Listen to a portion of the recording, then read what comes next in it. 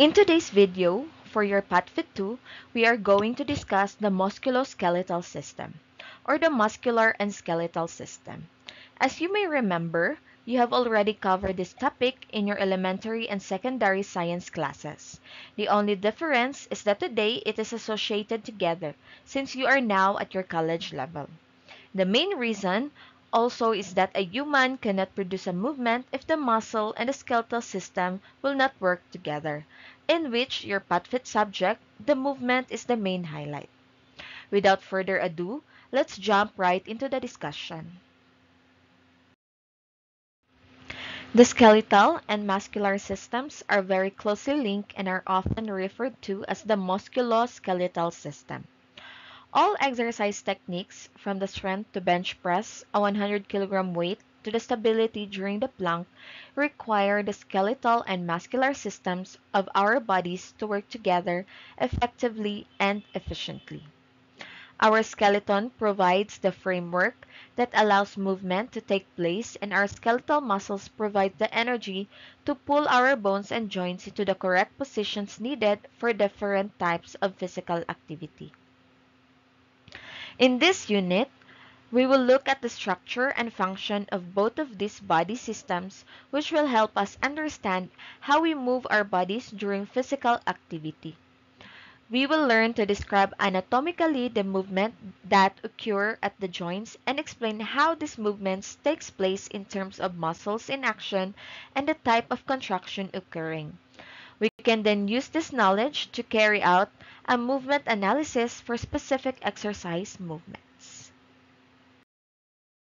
The skeletal system.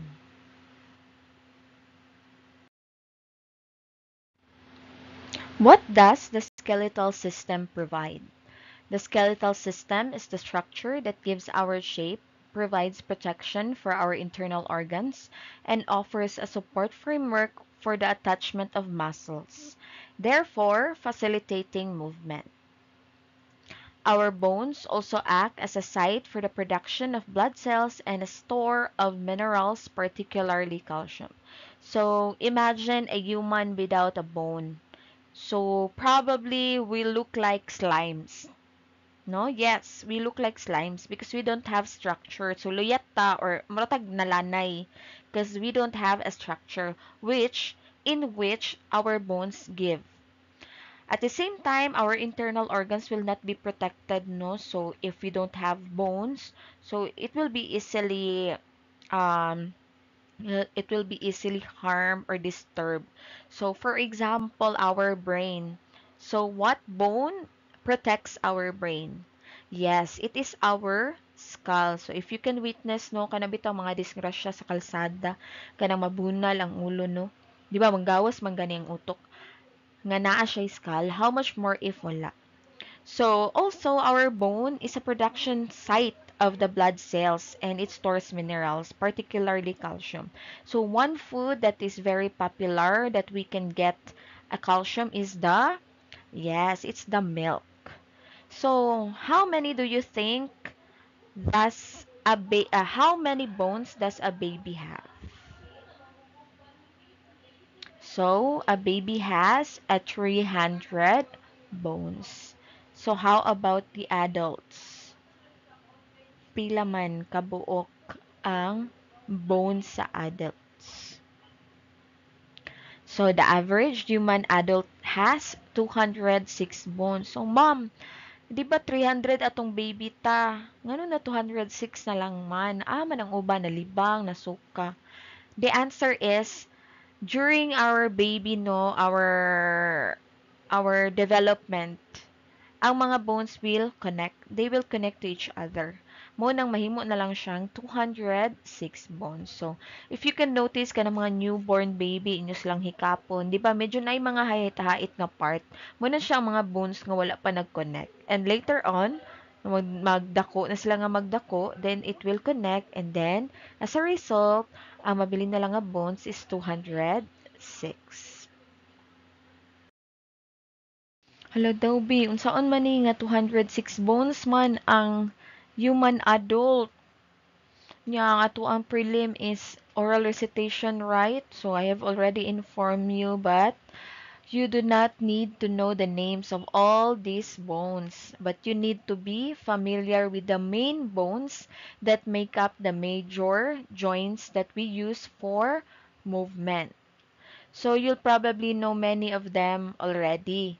It would be a good idea for you to use and to familiarize yourself their names. So, ay lang magkabalaka nga 206 bones no. Ang ato lang is katulang main nga ga-produce og movement kasi some of them are sub lang pod sa mga main nga ga-help sa ato nga maka-provide or maka-produce ta og movement. So again, the average human adult has 206 bones that are divided into two different parts, which are the axial and the appendicular skeleton.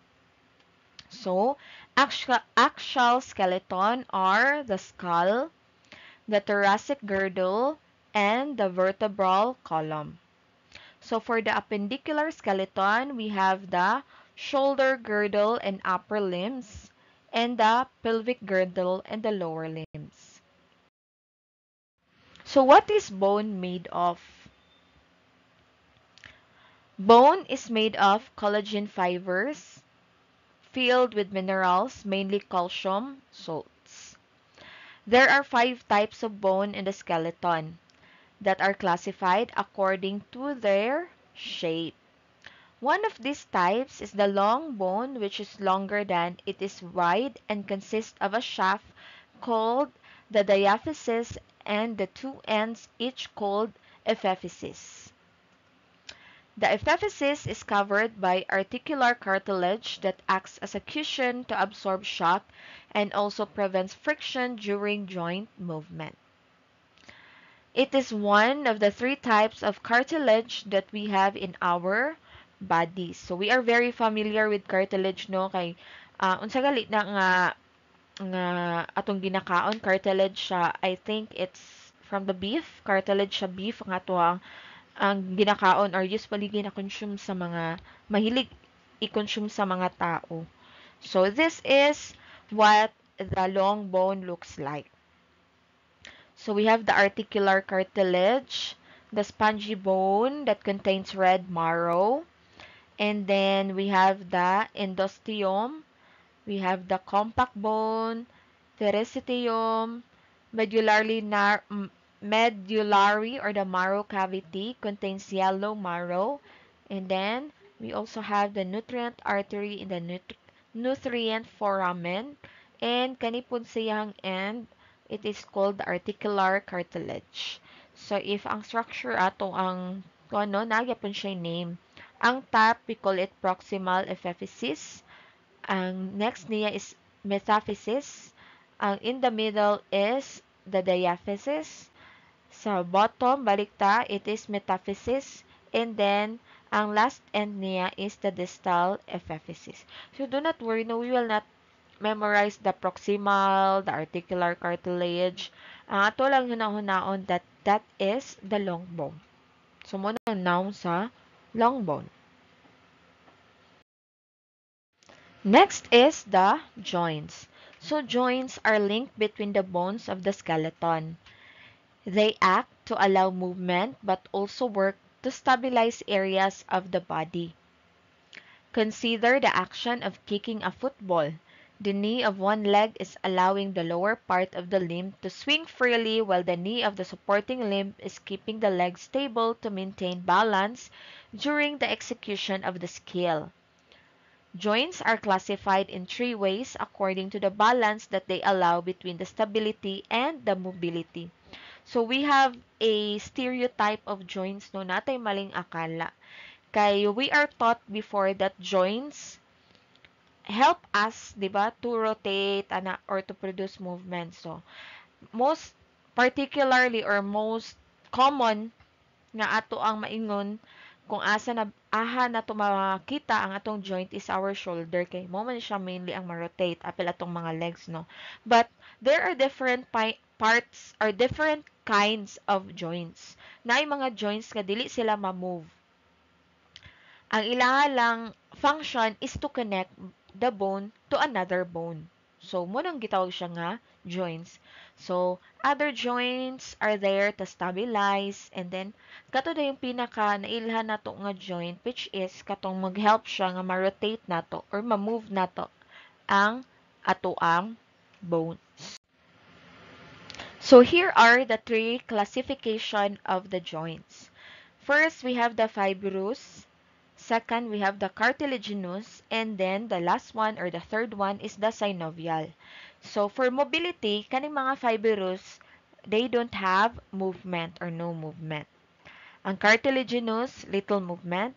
Ang synovial, free movement. So, muna siya no, ang atong pinaka nailhan sa tulo ka klase nga joint.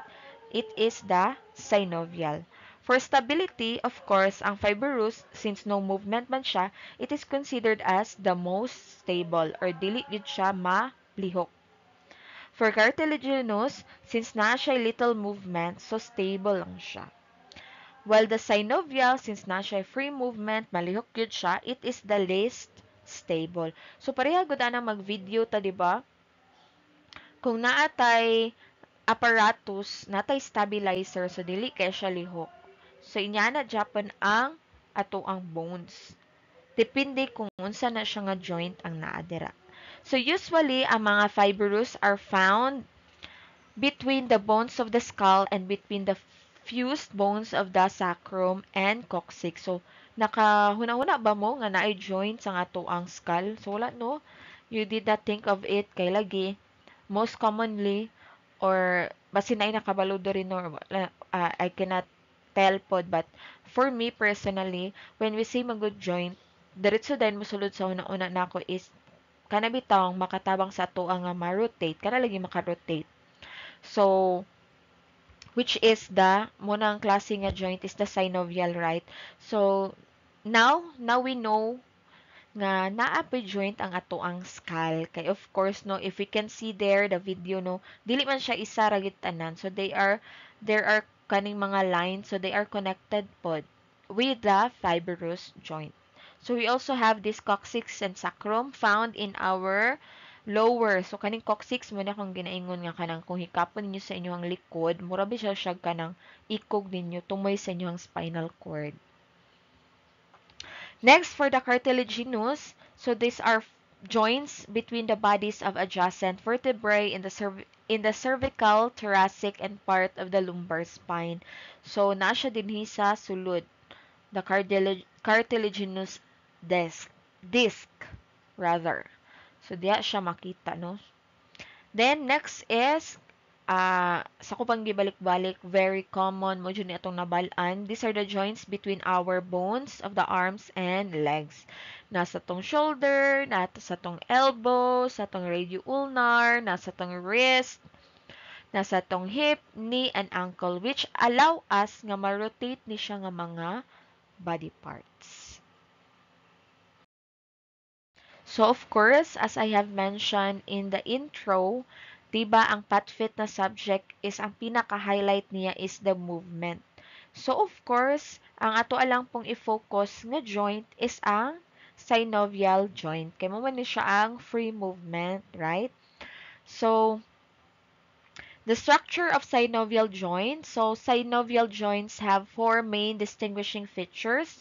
So, here is the ligament, the synovial fluid, the articular cartilage, and the joint capsule. So, ayan po mo kabalaka kay dili man gyapon na ninyo memorize jud tanan-tanan. So, let's just be particular nga ay mo din na siya, mo din ning dagway sa tong joint. So, structure of the ligament, a band of strong fibrous tissue. Diba, unsa ganitong fibrous? No movement, gad siya. Next is the synovial fluid structure, a slippery fluid, the consistency of egg whites that is contained within the joint cavity. So, bantayan ninyo no, kanang magluto mong itlog, kanang white, inya na ang ihang consistency, inya na siya kalapot. For the articular cartilage, yung structure, it is a glassy smooth cartilage that is spongy and covers the ends of the bones in the joint. And lastly, the structure of joint capsule, a tough fibrous tissue that has two layers with the fibrous capsule lying outside the synovial membrane. Function. Unsa may function na ng ligament? It is to connect bone to bone. Unsay function sa synovial fluid? To reduce friction between the articular cartilage in the joint. Unsay function sa articular cartilage? To absorb shock and to prevent friction between the ends of the bones in the joint. So, kung tayo ka na madagma ka, or matukludan ka, so, kaning articular cartilage, mo ni siyang in charge nga ma-absorb sa shock para dili ka ma-injured ang imuhang synovial joint. Di siya ma-fracture. Unsa ba? Next, for the function of the joint capsule, the fibrous capsule helps to strengthen the joint. Matabangan niya nga makusga ng imong joint while the synovial membrane lines the joint and secretes synovial fluid. So, murag gyapon siya makina no, dili nato siya ma-move kung wala siya fluid. As well as the four features in the previous discussion, some synovial joints have additional features. The three most common of which are shown here in your screen. So we have first the shoulder joint bursa. Second is the knee joint meniscus, and the third one is the ankle joint pad of fat. So key terms, when you say bursa, it is a flattened fibrous sac lined with synovial fluid that contains a thin film of synovial fluid.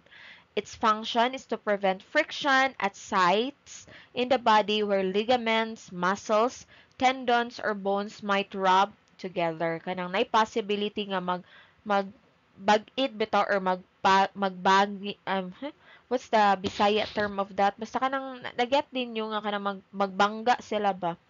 So that dili siya ma-injured or dili siya madaot.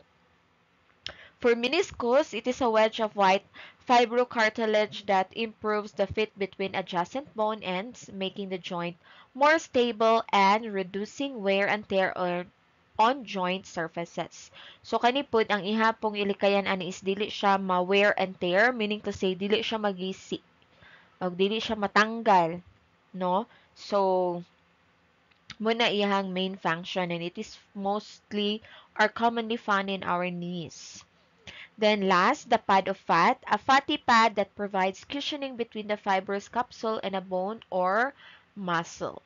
So, most likely ka nang mag-jump ta. So, kaning pad of fat, mo ni siya ang kutson, kumbaga, para dili siya diretso ang impact sa ato ang bones.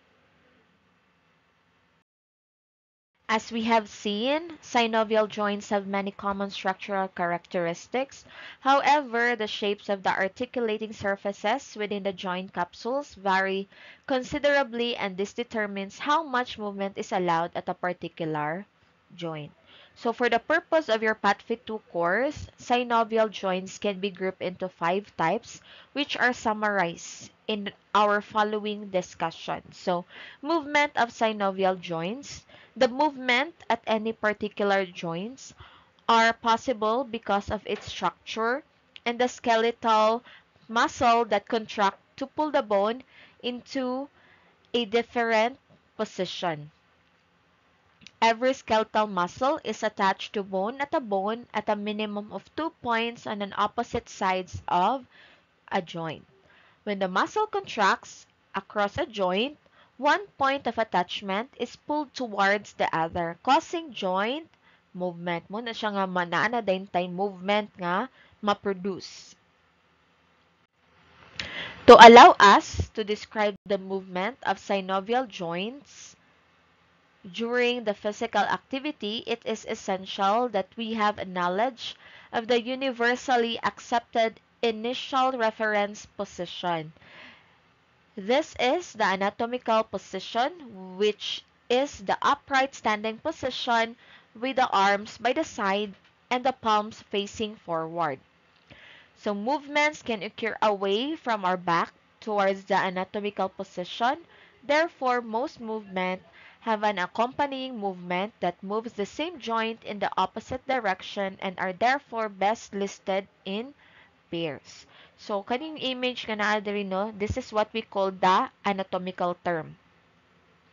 So, ang palm is facing upward or forwards.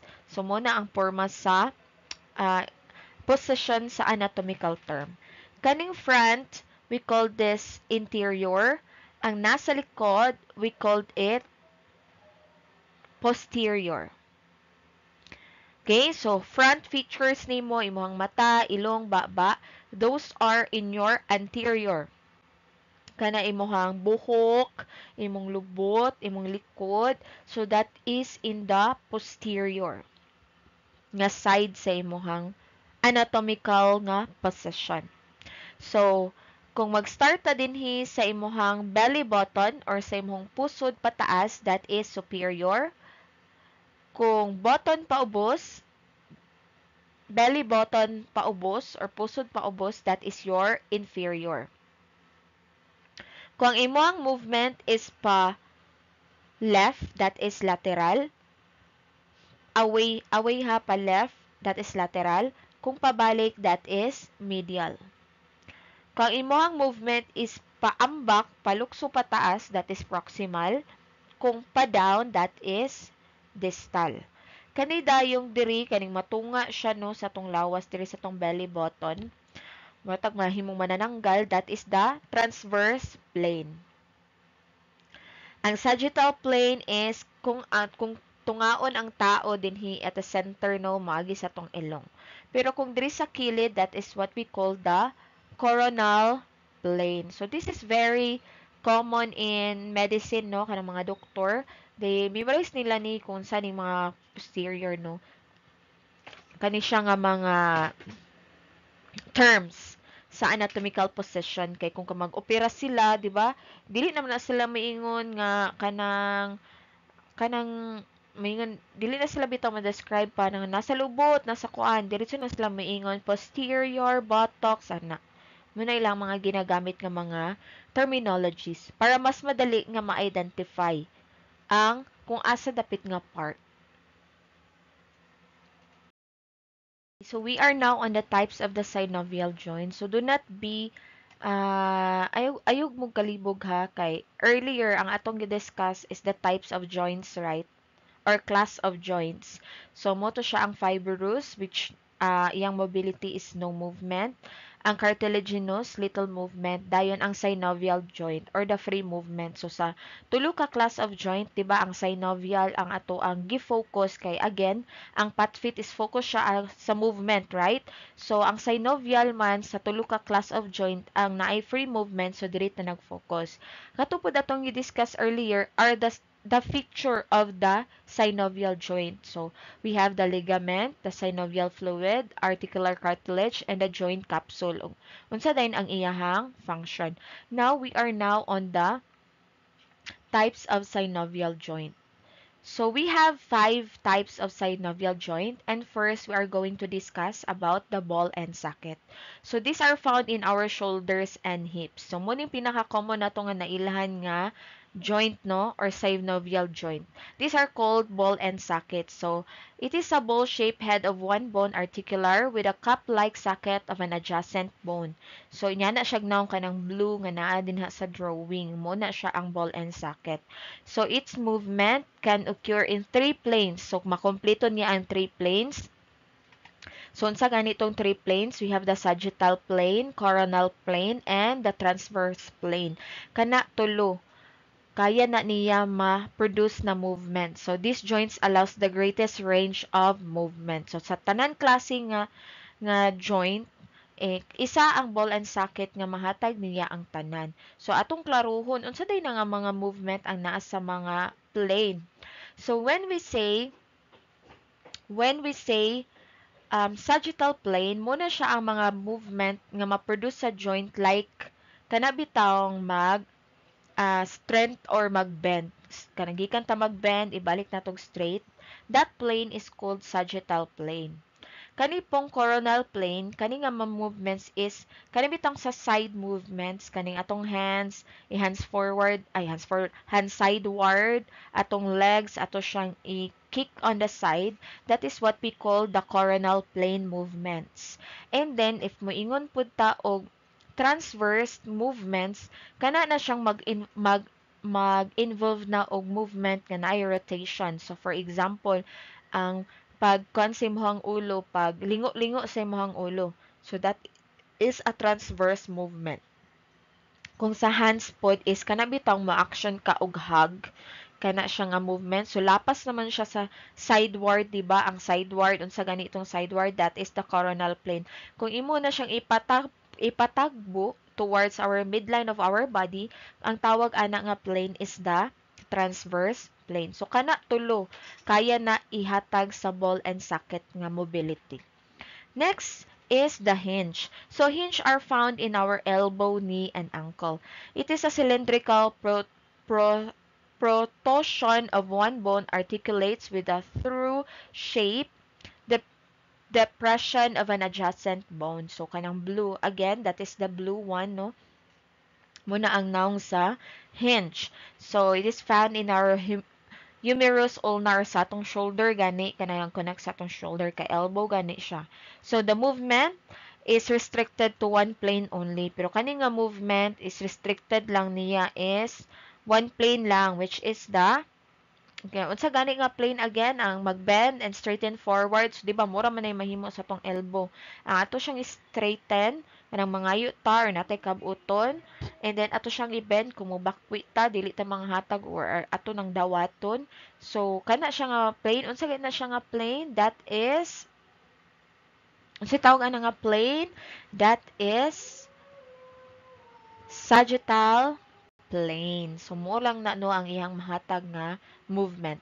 Third, we have the pivot. So, pivot found in our radioulnar or our spine. Makita siya sa tong spine. A rounded or pointed structure of one bone articulates with a ring-shaped structure of an adjacent bone.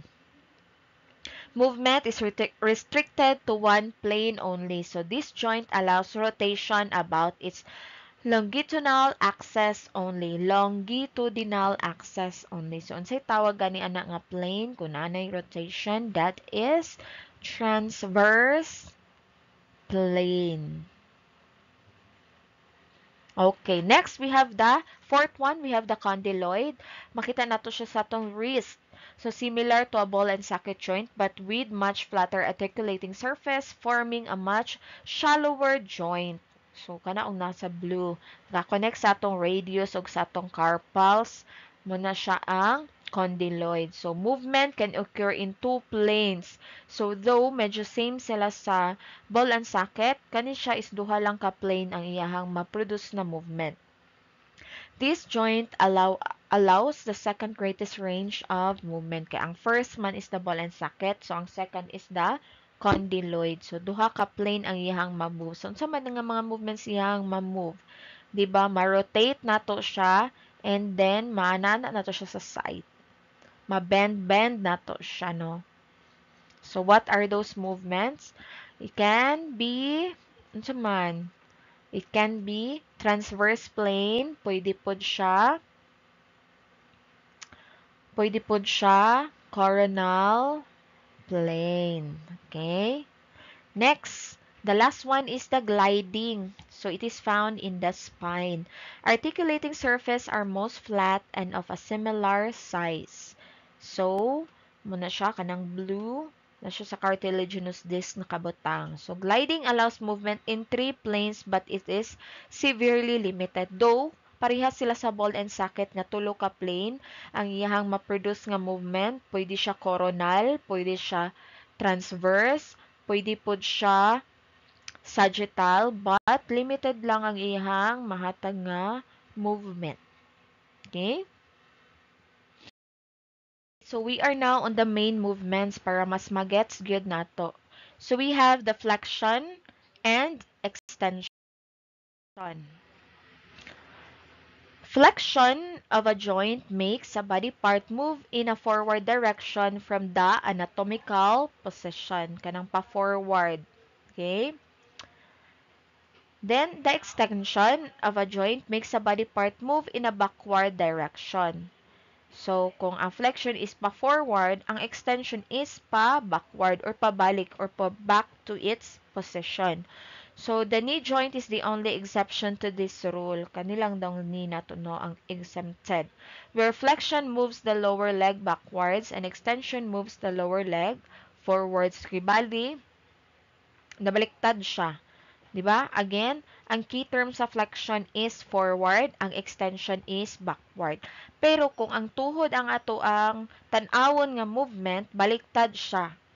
Ang flexion niya is backward, ang extension niya is forward. Sa tuhod rapod. But the other parts of our body is ang flexion forward, ang extension is backward. So for example, in our shoulders, ang flexion niya is kanang mudawat ta.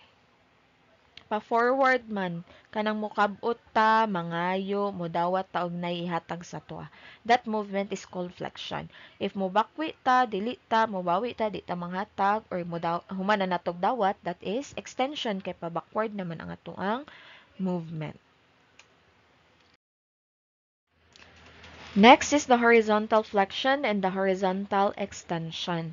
So horizontal flexion and horizontal extension are movements of the ball and socket joints but tend to be observable in the shoulder joint during sporting techniques.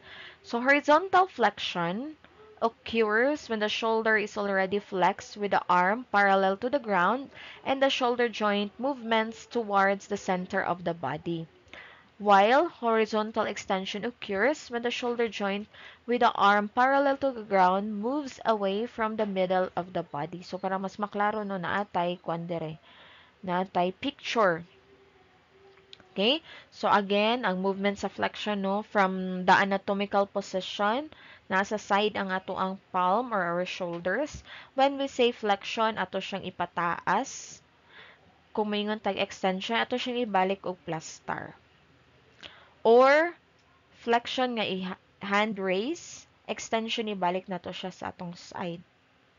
Kung sa tiil pod atong extension, kung ato siyang i-move forward, dayon extension siya kung ibalik na to sa yang position. But if ato siyang ilapas pa backward, that is hyperextension. Kung sa kamot, balikan sa day nato ang kamot. Pagpataas sa kamot, it's flexion. Pagbalik sa side, extension. Pag isobra na to siya, malapas siya gikan sa side, padulong sa likod, that is hyperextension. Kung sa legs, di ba? Sa legs. Sa knee, sa gingon ganina, di ba? Morning exemption. Baliktad sila. So, supposedly, dapat ang flexion is forward, di ba? Then, ang extension is backward. For the knee, ang iyang flexion is, kaning ato siyang ipataas sa likod, extension is ibalik na to siya sa iyang plus star. So, do not, ayaw jud mo kalibog ani. And then, for, kung kanipod, kaning movement, kaning bending, so, ang flexion is mo bend ta forward, ang extension is mo balik ta sa tong position, kung muliad ta or mobiad ta, that is hyperextension. For the ulo, flexion ang mudungo, extension ang ibalik siya sa normal. Dayon kung ipatalikod na to, ipahangad na to ayo, that is hyperextension.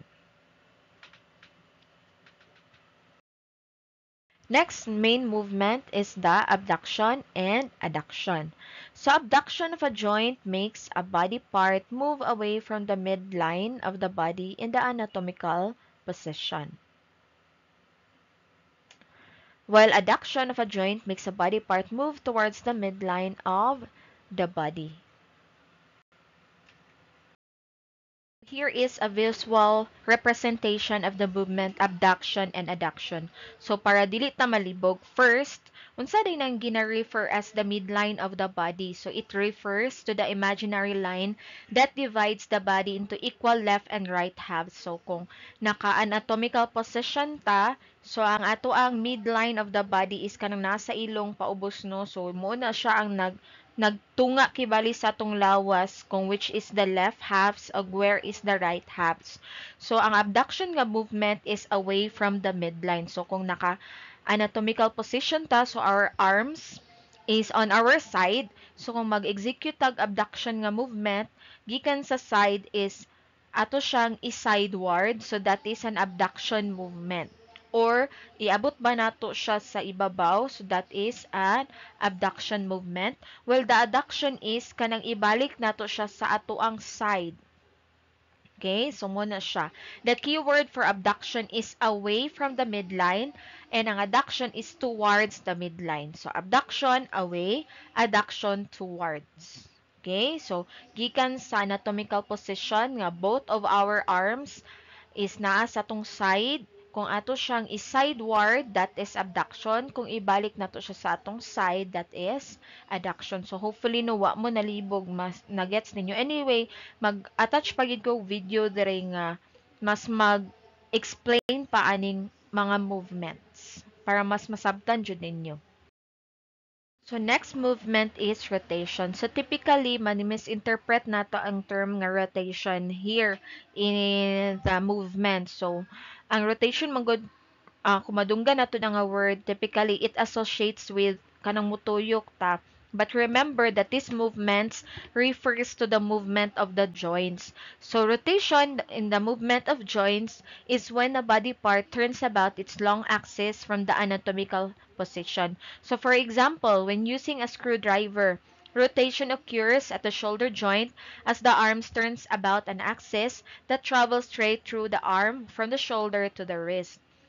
Rotation does not have a separate opposite movement because it can be medial or lateral, which are opposite movements. So, no, kung magtuyok man ta og screwdriver, dili man totally mo tuyok yun atong kamot, no? So, mobalik-balik siya. So, up, paingon down, up, down, up, down. So, muna iyang movement, no?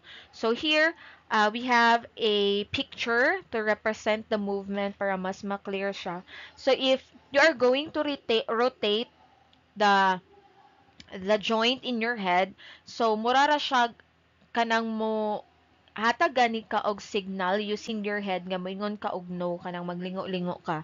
So, that is an example of the rotation movement of the joint. So, imuhang ulo is moatubang siya sa right, dayon left. So, that is the rotation. Next movement is the circumduction. So circumduction of a joint makes a body part move from the anatomical position describing a cone shape. The joint performing circumduction stays still while the furthest end of the body part moves in a circle.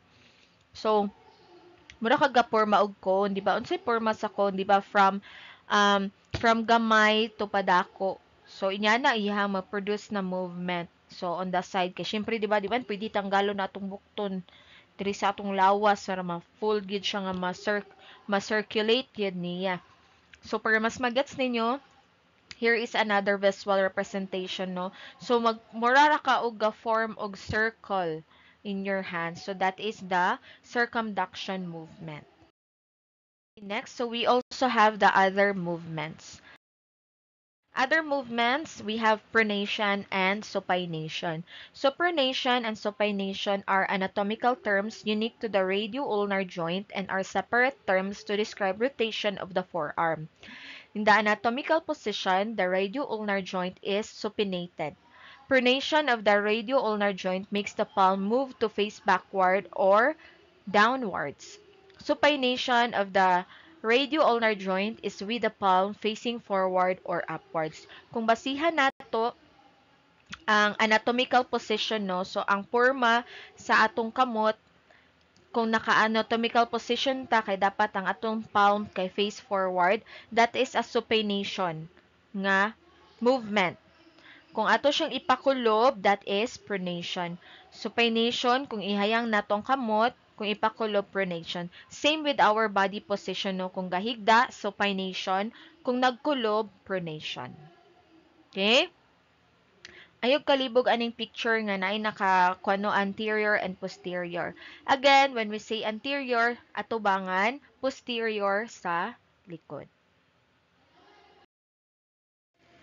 Next movement is the lateral flexion. So lateral flexion is an anatomical term unique to the spine. It involves bending the spine sideways, as you might do as part of a warm-up to mobilize your spine. So kanagang as simply as kanang mag takilid gay ka, di ba? Usually the stretching ta or ga warm up atong ipa-side atong lawas atong ipa-down. So para mas gets good na atay picture din he. So, as simple as this one.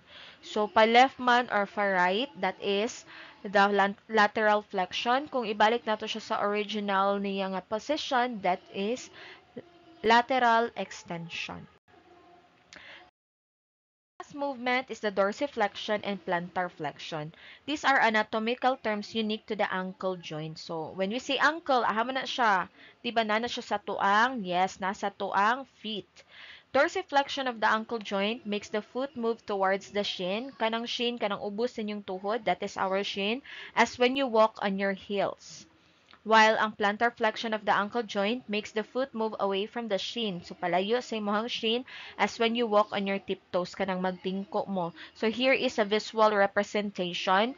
So, usually gina-perform nato siya kung mag-stretching gihapon tano or warm up.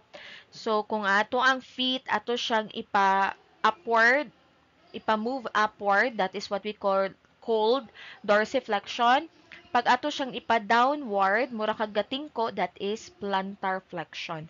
So again, kung pataas, dorsiflexion. Kung patingko, plantar flexion. Okay? So hopefully no, nagets ra siya, dili siya libog, but para mas magets good, I will attach videos nga explanation with the joint movements dayon with actions. And that's all for this video. The next video is a continuation of this one, focusing on the muscular body. There is a link down below for the online quiz. Please strictly follow instruction in answering your online quiz. Write your course and section first, followed by your last name and first name. The quiz will close next week, Sunday at 11:59 p.m. I look forward to seeing you in our in-person class. Please remember to subscribe, share this video, hit the like button, and leave a comment below.